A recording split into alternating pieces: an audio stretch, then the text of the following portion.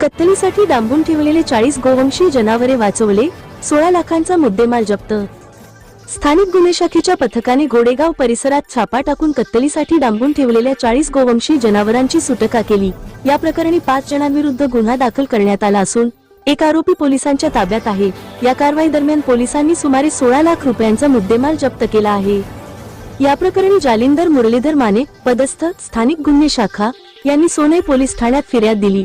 त्यानुसार संकेत सुरेश साळवे वय 27 रा झापवाडी रोड गोडेगाव याला पोलिसांनी ताब्यात घेतले असून त्याच्याकडे चौकशीअंती उर्वरित 4 संशयितांची नावे समोर आली आहेत। या सर्वांविरोधात प्राण्यांच्या कायद्याअंतर्गत गुन्हा दाखल करण्यात आला आहे। पुढील तपास सुरू असून इतर संशयितांच्या अटकेसाठी पोलीस पथके रवाना झाली आहेत। राज्यातील आणि देशातील बातम्या पाहण्यासाठी आजच आमच्या महाराष्ट्र न्यूज प्रिन्स या YouTube चॅनलला सबस्क्राइब करा आणि मिळवा नवनवीन अपडेट।